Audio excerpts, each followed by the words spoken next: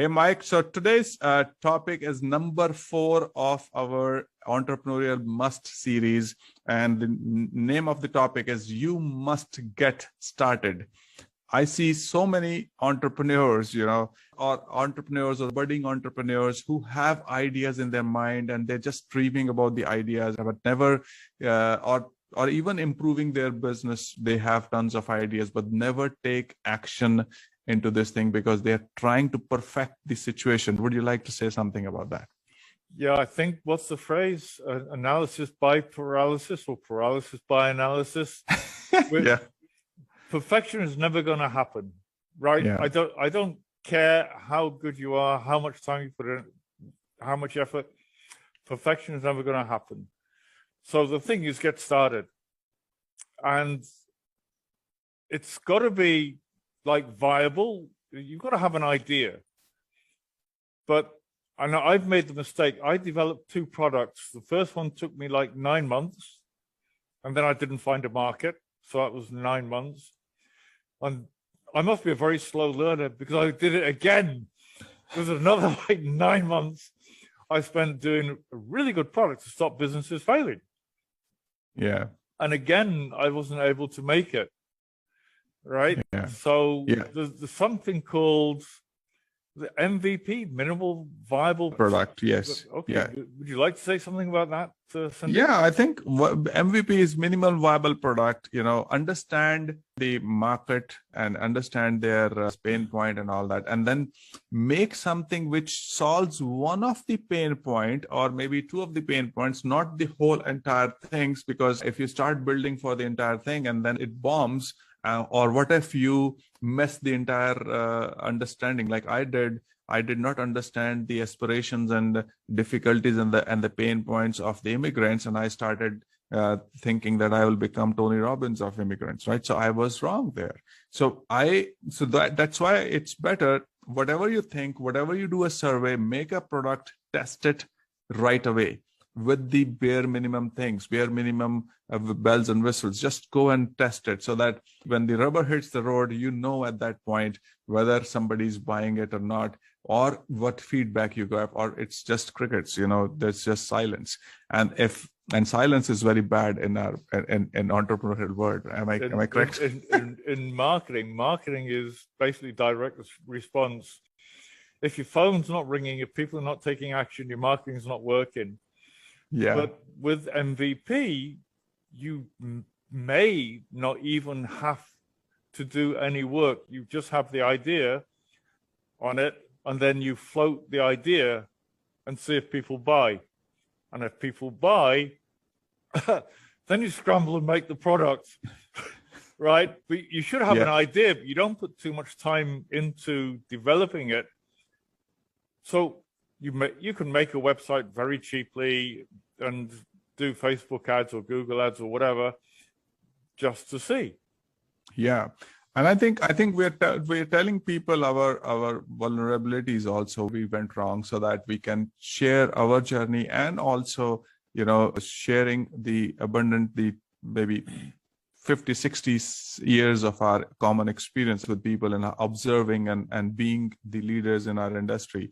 You have helped so many entrepreneurs. You have seen so many entrepreneurs go wrong in this, that and we talked about in the past that we have people who are in love with their product. They spend 7-8 months. We were also one of them once in our life, or twice in our life in my case. And we didn't then realize, hey, this market wanted something else. You have your beautiful product, nobody is thinking of buying it, right? So that's an important. And another thing which you said, and I heard it from a person called Jeff Walker. It says he's a famous marketer also. He said, shot across the bow is very important. You need to take action and make sure that your list of customers or your list of prospects know what you're making, or even better, like you said, ask the customers their opinion or their same thing, what they need, give them an idea, get the feeling of this, and then make your product. I see lots of training programs, lots of coaches do all the time the same thing. I just remember there's a coach who talks about merger and acquisitions and all that. And he asked the question on the Facebook group, which he owns, to say, what are your top 7 or top points? Okay. And he noted, everybody noted down. I responded something that deal is my major thing. I'm looking for more and more business owners to know that we acquire companies and we are able to not only help with investing, but also invest more than equity. And I was telling him that. And then a week later, he provided a training based on all these points. And I think you were saying the same thing, correct? Yeah. So your market knows. If you've identified your right market and you've got the right problem, now see who wants it fixed. Yeah. Right. And what you need to be talking to someone who's qualified. Qualified means they know they got a problem, they want to fix it, and they have the money to pay for it. Yeah. Right. Yeah. So you need to be talking to qualified people, not unqualified people. I remember a couple of days back when we talked, you talked about a beautiful concept like unobtainable triangle. I would like you to speak a little bit more about it for the benefit of entrepreneurial friends and business owners of ours. Okay, this is the unobtainable triangle is when you get into product development.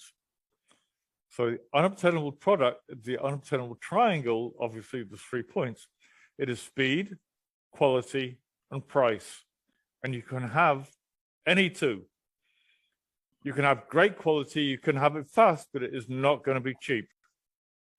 You can have it fast and cheap, the quality is not going to be good. Yeah. And you can have it cheap with quality, but it's going to take a long time to get it. So whatever you're going to deliver, anyone who tells you you can have it cheap, fast, and great quality, they're lying, okay? Something's wrong with the equation because it is unobtainable. Yeah, I agree with you. And I think to sum it up, if we can talk about ideas I read somewhere and I believe in it, that ideas are diamond. People talk about ideas all the time. Like I even have an idea that I want to somehow change the, improve the oxygen level 2%. I don't know how will I do it. I'm just throwing up there. Such ideas I listen to from a lot of people. Yeah, right. But there is no action plan. There is no customer persona behind it. There is no people come to me all the time with so much of ideas, but there is no customer definition or market definition behind it. How are they going to fund it? What is the product and what are the pain points? How are the customers? How are they going to that? All these things have not been taken care of. Ideas, and they don't know who and how they will execute that. And would you like to say something about that to sum this up? I would like to, on the topic generally, people try stuff. Well, let's try that. Let's try this. When you try something, you're automatically giving yourself permission to quit. Okay. And if you're already thinking about quitting, you're not going to give it 100%. Right? And remember, a plane takes off against the wind. Yeah. Right? So yeah. You look at adversity and you say, okay, what can I learn from that? Problems come not to obstruct, but to instruct. Okay. Right? And if you want to do something, have you heard the phrase burn your boats? Yeah, they burn your boats and burn. Yeah, I heard it. I think it was something related to some historical, like World War II thing, or before that, something like that. Way, 2,000 years ago. I'm so wrong. In 53 BC, when Julius Caesar went from Gaul to Britain, because England didn't exist. So he got all the ships, got all the army off, got into a big fight, lost, back on the ships, went back to Gaul. Next year, 52, he came back, landed, everybody off the ships, and he set fire to the ships. He said, we're going to have a big battle. Either we win or we die. They won. They were there for the next 400 years. People don't say, you're going to see me at the top of the mountain or dead on the slopes. They try stuff. Yeah. Okay. Right? So you say, I'm going to do this. I don't care what it takes. And That's a very good. But for our topic here, where we're talking about you must get started, it's like you're saying that we have a idea. Let's start. Just don't sit on the idea. Take action, work on it, and then even if it's against you're facing a lot of headwinds, you're facing a lot of troubles. There are some coaches like I always recommend you as a coach also, and that you can reach out to all these like advising advisors and all that, so that we can help if needed. Otherwise, just reach out to some mastermind groups also. I think you also own a mastermind group, correct? But you are very yeah, quality conscious. You don't just ask everyone to be a part of that I, mastermind group, right? I don't want a big group. I wanted like half a dozen people who are serious. So yeah, Okay. I've run mastermind groups. I did run another one. I opened it up, had 70 people, none of which were doing anything. So I actually left my own group. Forget it. That's a great thing to have. Okay, thank you, Mike. And it's a great conversation. And we will meet again to talk about the 5th of our entrepreneurial must series. Thank you very much.